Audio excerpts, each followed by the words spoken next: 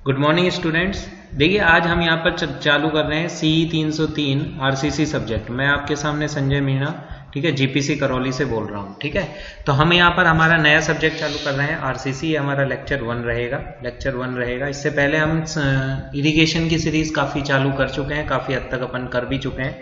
चलिए स्टार्ट करते हैं। रेनिफोर्समेंट सीमेंट कॉन्क्रीट। अगर मैं RCC की बात करूँ तो RCC जो है उसका पूरा नाम है रेनिफोर्समेंट सीमेंट कंक्रीट।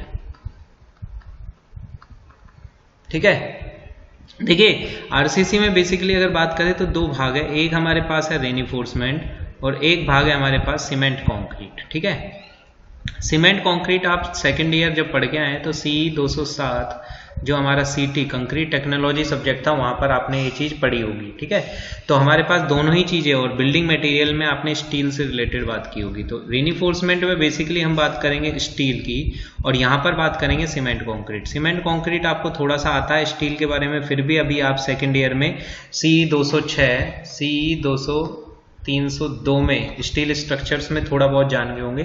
तो एक बार मैं आपको थोड़ा सा रिव्यू पिछले साल की अपने पास थोड़ी सी बातें याद दिला देता हूं कि हमने क्या पढ़ा था और कैसे करना है। ठीक है, तो सीमेंट कंक्रीट में अगर मैं बात करूं तो सीमेंट कंक्रीट में सबसे मेन पार्ट जो है वो है सीमेंट। ठीक है, इसके बाद इसमें कोर्स एग्रीगेट और फाइन एग्रीगेट। कोर्स एग्रीगेट में हमारे पास रोडी होती है जो कि 20 mm की होती है, PCC वगैरह डालेंगे तो और बात है। और फाइन एग्रीगेट में हमारे पास यहाँ सैंड होती है। ठीक है, तो यहाँ पर सैंड होती है। इसके अलावा स्पेशल टाइप ऑफ कंक्रीटिंग जिसमें एडमिक्सचर वगैरह और कुछ भी मिला सकते हैं। प्लस में सबसे इंपॉर्टेंट भाग जो है वो रह गया अपना क्या, वाटर। ठीक है, तो ये चार चीजें हैं जो आपको आनी चाहिए, mainly cement, coarse aggregate, fine aggregate और वाटर। और जरूरत पड़ती है तो रिटार्डर या फिर एक्सेलरेटर रूप में हम कोई भी क्या मिलाते हैं, एडमिक्सचर मिला लेते हैं। ठीक है, सीमेंट जो भाग है वो और वाटर जो भाग है वो, ये दो आपके पास, जैसे मैंने यहाँ नोट्स आपके लिए खोल रखे हैं, जल्दी आसानी से समझ में आएगा। सीमेंट और वाटर जो दो कैंडिडेट हैं, ये इसका एक्टिव पार्ट होते हैं कंक्रीट का। एक्टिव का मतलब इनमें केमिकल रिएक्शन होती है, केमिकल रिएक्शन होती है। जबकि जो कोर्स एग्रीगेट, फाइन एग्रीगेट है, ये इनएक्टिव पार्ट होता है। इनएक्टिव पार्ट का मतलब ये हमारे पास केवल और केवल ढांचा प्रदान करने के काम में आता है।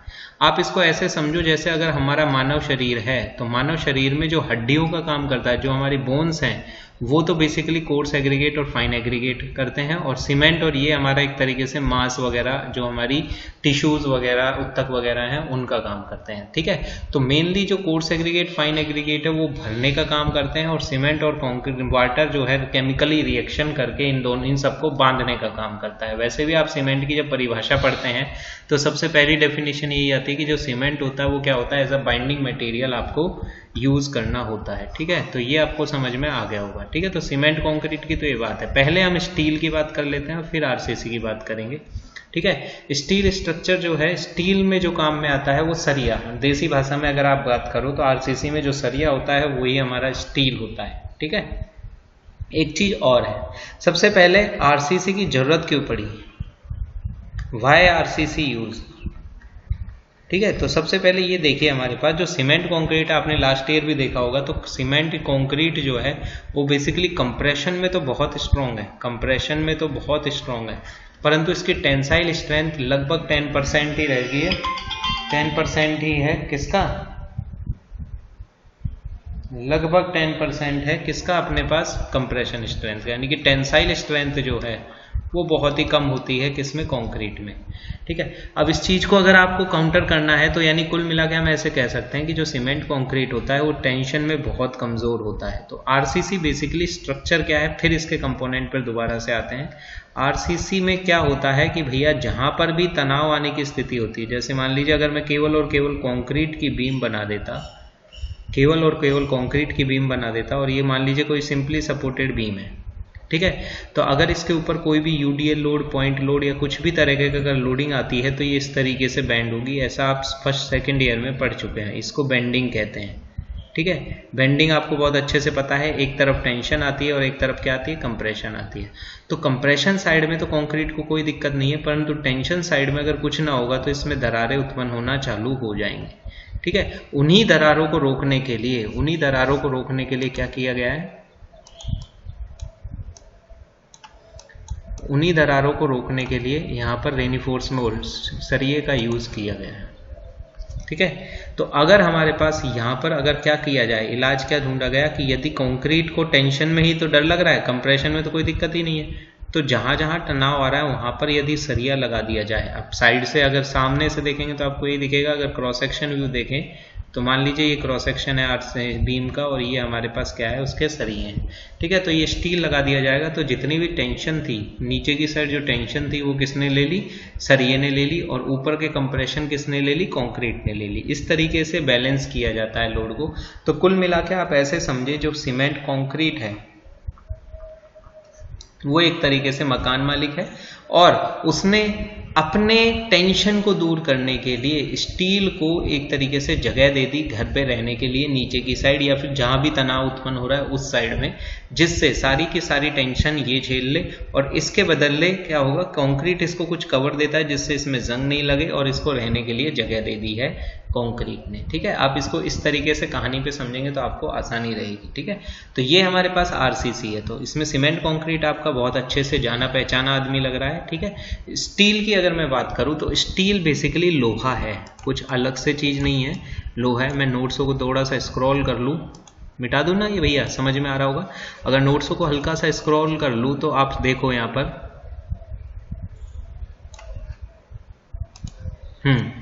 स्क्रॉल कर ले तो भैया जो स्टील है बेसिकली कहीं और से नहीं आया, स्टील बेसिकली आयरन लोहे के परिवार से आया, आयरन फैमिली का ही एक तत्व है।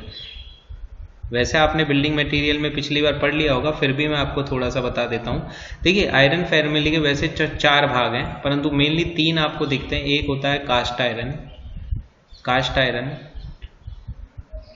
ठीक है, एक हमारे पास होता है स्टील जिसकी हम बात करेंगे और हमारे सबसे काम का आए दिन, और एक होता है रॉट आयरन। ठीक है, अब यहां पर देखो, अगर स्टील में कार्बन की मात्रा, कार्बन परसेंटेज की मात्रा के आधार पर इसके सारे के सारे गुणधर्म बदल जाते हैं। ठीक है, कास्ट आयरन जो होता है इसमें कार्बन परसेंटेज आपके सामने लिखी हुई है 2 से 4% होती है, 2 से 4% होती है, और स्टील में ये 0.25 से लेके 1.5% तक होती है। और अगर 0.15% से भी कम, लेस देन अगर कार्बन है तो इसका मतलब वो कौन सा है, रॉट आयरन। रॉट आयरन आप देखते हो जितनी भी बिजली की तारें होती हैं बड़ी बड़ी, ठीक है, कॉपर वायर की बात नहीं कर रहा, स्टील में जितनी भी वायर होती हैं वो सब हमारे पास रॉट आयरन की बनती हैं। ठीक है, इनमें कार्बन परसेंटेज बहुत कम होती है। आप ऐसे समझो कि कार्बन की मात्रा, वैसे आपको आता भी है थोड़ा बहुत, फिर भी मैं बता रहा हूँ कि कार्बन की मात्रा जो होती है, कार्बन की मात्रा इंक्रीज होने से, कार्बन परसेंटेज इंक्रीज होने से स्ट्रेंथ बढ़ती है, परंतु ब्रिटलनेस भी बढ़ती है। अब ब्रिटलनेस क्या होती है आपको पता है कि एकदम से बिना फेलियर के, बिना कोई साइन के तुरंत टूट जाएगा, सडन फेलियर होगा। ठीक है, कार्बन परसेंटेज घटने से स्ट्रेंथ थोड़ी बहुत कम होती है, परंतु डक्टिलिटी बढ़ती है।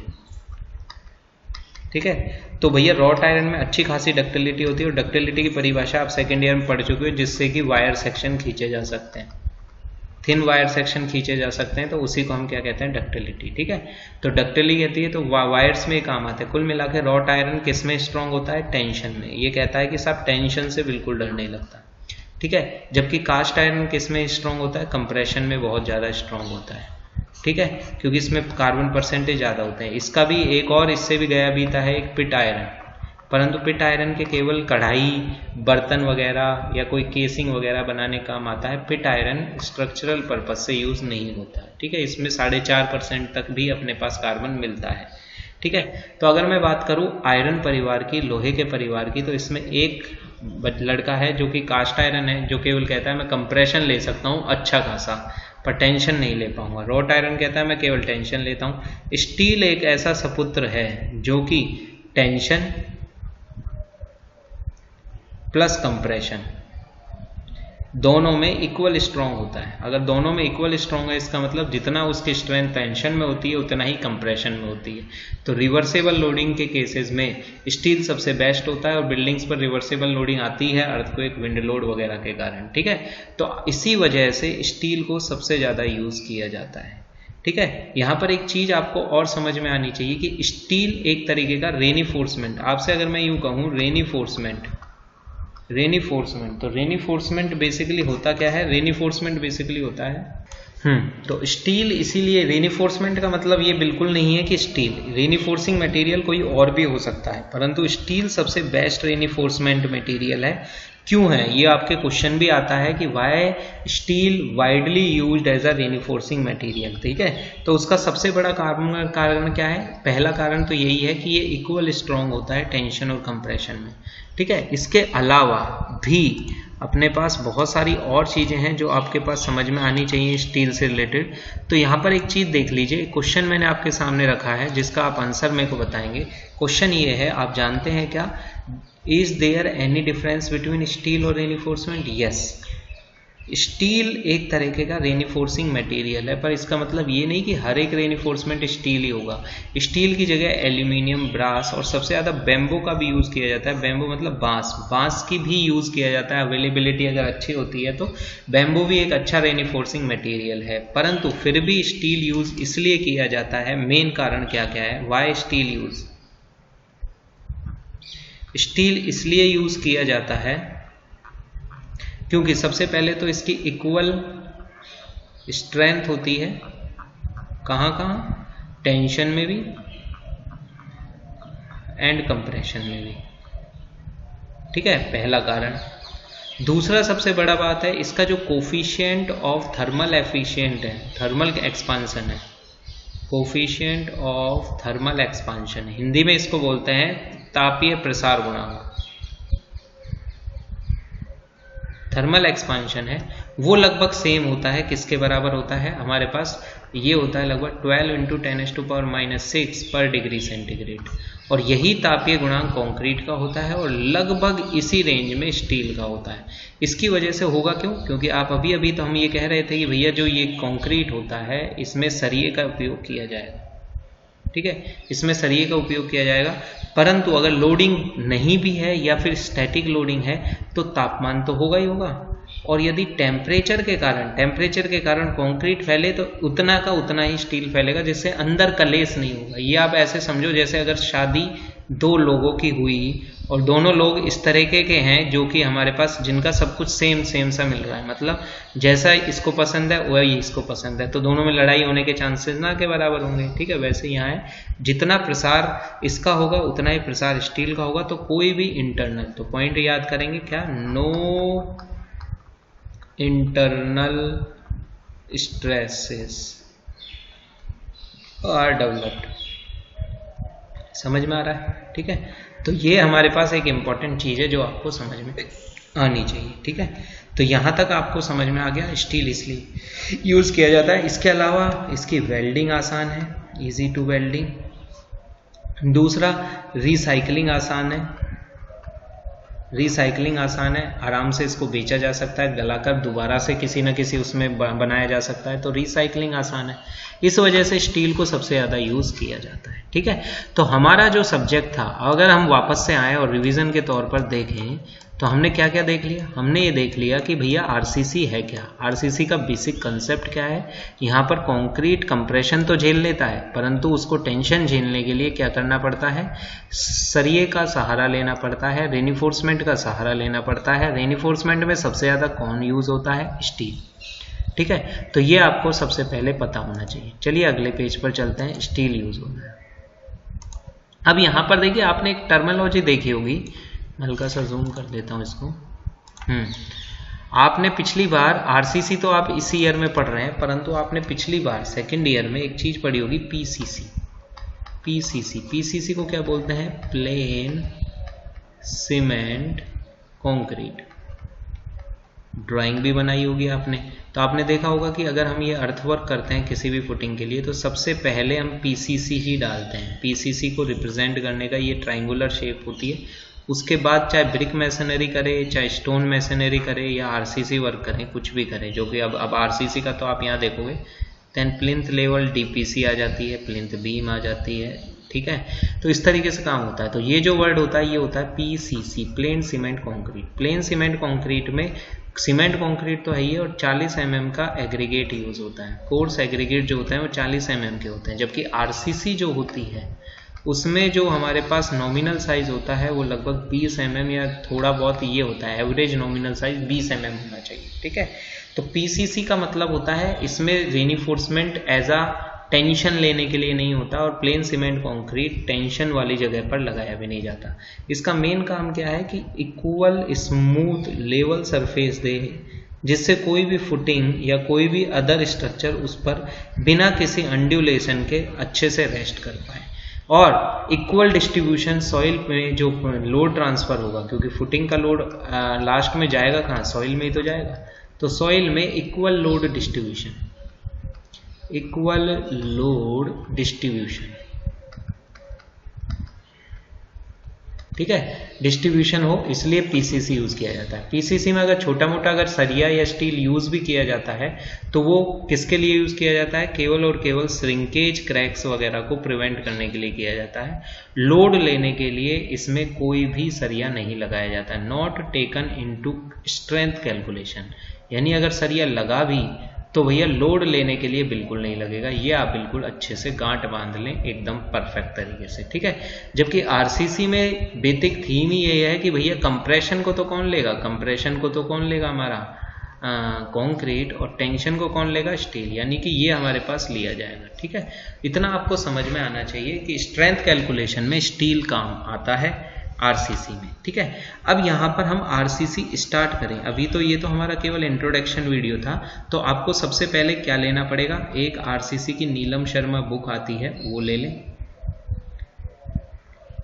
नीलम शर्मा कैटसन पब्लिकेशन की है शायद, है ना, ठीक है। एक तो आरसीसी की नीलम शर्मा बुक ले लें, एक बार रुको, और सबसे पहले आप कोड लें IS 456, सबसे पहले बुक से भी पहले आप ये कोड लें IS 456 2000, ठीक है। ये आरसीसी का कोड चलता है, जिसमें हमारी गवर्नमेंट ऑफ इंडिया का जो BIS डिपार्टमेंट है, BIS डिपार्टमेंट मतलब ब्यूरो ऑफ इंडियन स्टैंडर्ड जो है, वो रिकमेंडेशन दी हुई है उन्होंने अपनी अपनी कि भैया किस तरीके से कि बीम में क्या होना चाहिए, कॉलम में क्या होना चाहिए, कितने की स्पेसिंग हो, कितनी डिजाइन हो, कितना सरिया लगेगा, कंक्रीट की क्या स्ट्रेंथ होगी, मिनिमम मैक्सिमम वर्केबिलिटी, फलाना ठिकाना सब कुछ। यानी कि जितना भी आरसी से रिलेटेड पूरी की पूरी रामायण है, या फिर इसको हम ऐसे कहें कि ये इसके रूल एंड रेगुलेशन है, वो इस कोड में दिए हुए हैं। तो सबसे पहले आप फोटोकॉपी की दुकान पर जाके IS 456 2000 कोड खरीद लें, क्योंकि बहुत सारी चीजें हम कोड से ही बताएंगे आपको, ठीक है। और कोड आपके एग्जाम में भी अलाउ होता है, ठीक है। तो सबसे पहले आप आरसीसी खरीद लें। आरसीसी और पीसीसी वर्क दोनों के लिए सेम कोड चलता है। वर्तमान में ये चल रहा है हमारे पास 2000, वैसे इसका रिसेंट वर्जन आ चुका है 2013, परंतु अभी हमारा कोर्स जो डिफाइंड है और जो एग्जाम आ रहे हैं वो IS 456 2000 से ही आ रहे हैं, ठीक है, ठीक है। तो इसके अलावा नीलम शर्मा बुक जो है वो और ले लीजिए आप, और आरसीसी हम इस तरीके से स्टार्ट करेंगे। उम्मीद करता हूँ आपको ये इंट्रोडक्शन पसंद आया होगा। नेक्स्ट लेक्चर से हम बेसिकली फर्स्ट चैप्टर पहले आरसीसी कंक्रीट के बारे में कुछ बेसिक चीज़ें जो आपको पता होनी चाहिए उसके बारे में देखेंगे। देन सेकेंडली हम यहाँ पर देखेंगे हमारे पास किसके लिए, स्टील से रिलेटेड। देन आगे चल जाएंगे कि सिंगली बीम कैसे बनती है, डबली बीम कैसे बनती है, एक्सेट्रा एक्सेट्रा, ठीक है। इसी के साथ इरिगेशन आप पढ़ते रहें जो भी पढ़ाया जा रहा है आपको, ठीक है। धन्यवाद।